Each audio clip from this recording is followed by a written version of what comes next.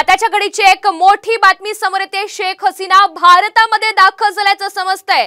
तर आपण पाहतोय बांगलादेशमध्ये मोठ्या घडामोडी घडतायत।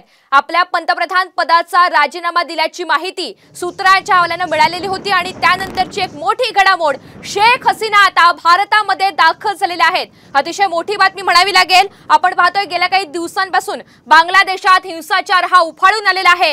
याच माध्यमातून काल अनेक संघटना आणि कार्यकर्ते रस्त्यावर उतरलेले होते। मोठी आंदोलनं झाली आणि यानंतर हा हिंसाचार उफाळून आला। बांगलादेशच्या मीडियाने या संदर्भातलं वृत्त दिलंय। शेख हसीना भारतामध्ये दाखल झाल्याचं समजतंय। शेख हसीना आता भारतामध्ये आलेले आहेत। त्यांनी आपलं पॅलेस सुद्धा सोडलेलं होतं अशी माहिती काही वेळापूर्वी पोहोचलेली होती आणि यानंतर आता शेख हसीना भारतामध्ये दाखल झाल्याचं समजतंय।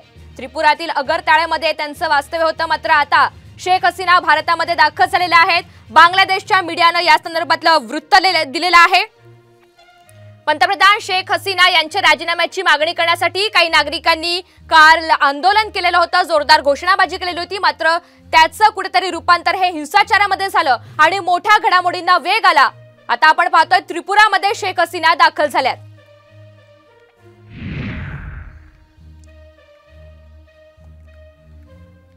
या संदर्भातली आणखी एक मोठी बातमी, बांगलादेशच्या पंतप्रधान शेख हसीना यांनी त्यांच्या पदाचा राजीनामा दिलेला आहे असं सूत्रांच्या हवाल्याने कळतंय। बांगलादेशमधील अस्थिर परिस्थितीमुळे हा निर्णय घेण्यात आल्याचं समजतंय। प्रमोद जगताप आपल्याला अधिकची माहिती देतात। प्रमोद, आपण काही वेळापूर्वीच बोललो की या संदर्भात त्यांनी आता राजीनामा दिलाय आणि मोठी घडामोड अशी आहे त्या भारतामध्ये दाखल झाल्याचं कळतंय। एकंदरीत या संदर्भातल्या काय अपडेट्स आहेत?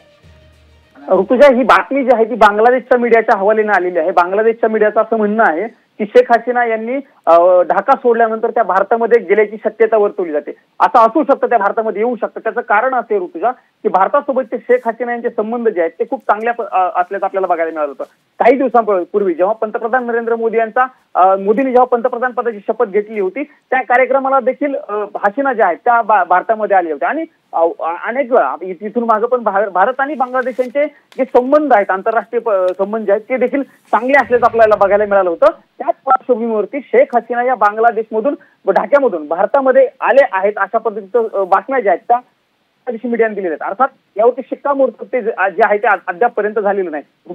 हा सगळ्यात मोठा मुद्दा आहे की शेख हसीना यांनी पंतप्रधान पद सोडल्यानंतर बांगलादेशची सत्ता कोणाकडे जाणार आहे। जर सत्ता बांगलादेशची लष्कराच्या हातामध्ये गेली तर पाकिस्तानसारखी परिस्थिती जी आहे ती बांगलादेशमध्ये उद्भवू शकते। पुढच्या काही मिनिटांमध्ये जे आर्मीचे चीफ आहेत तिथले बांगलादेश आर्मीचे प्रमुख त्यांची पत्रकार परिषद आहे आणि त्यांच्या पत्रकार परिषदेनंतर या सगळ्या गोष्टी ज्या आहेत त्या क्लिअर होणार आहेत। त्यामुळे पुढचे काही तास जे आहेत ते बांगलादेशसाठी अत्यंत महत्त्वाचे आहेत असं आपल्याला म्हणावं लागेल। सध्या तरी शेख हसीना यांनी ढाका सोडलेला आहे आणि त्या अज्ञातस्थळी रवाना झाले आहेत। त्यांच्यासोबत त्यांची बहीण देखील अज्ञातस्थळी रवाना झालेली आहे।